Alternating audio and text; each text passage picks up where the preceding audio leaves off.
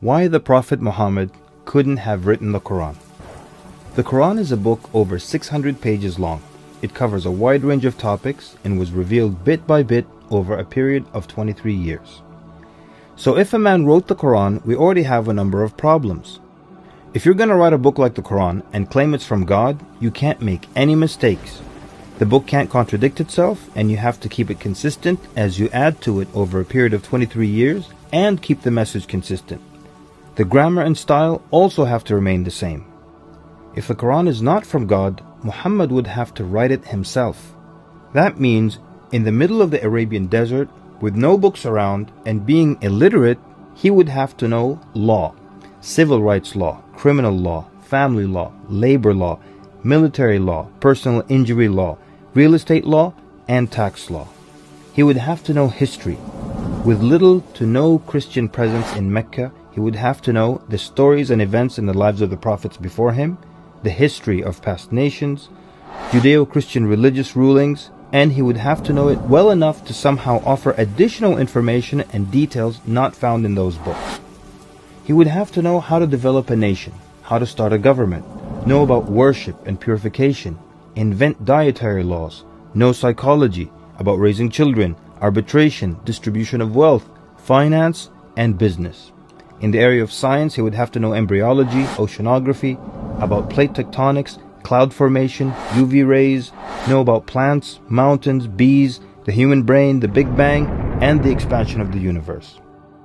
And in order to make the book complete, he would have to have knowledge of the future so he can write things that will happen in the years to come.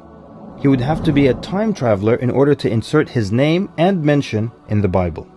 If he's claiming that the book he wrote is from God, it must not have a single solution that doesn't work. He must also keep his emotions and personal life out of the book. The book should not reflect happy times nor sad times in his life. The writing should not become cheerful and optimistic, nor sad and gloomy as if a human wrote it.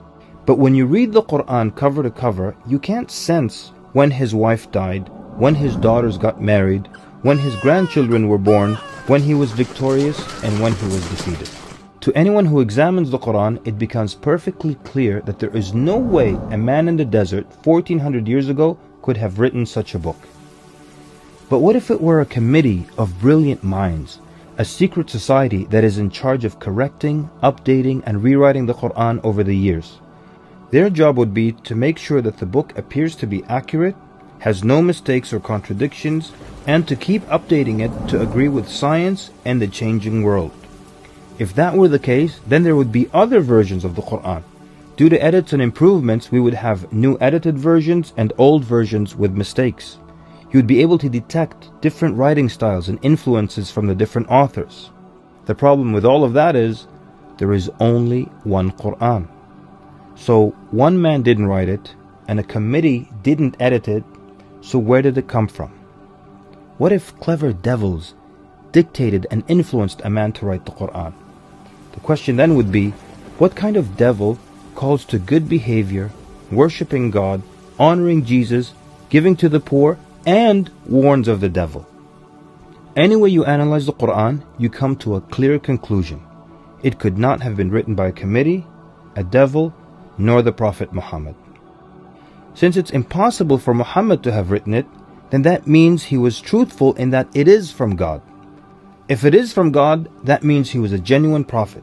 And if he's a genuine prophet, then his message should be heeded and obeyed.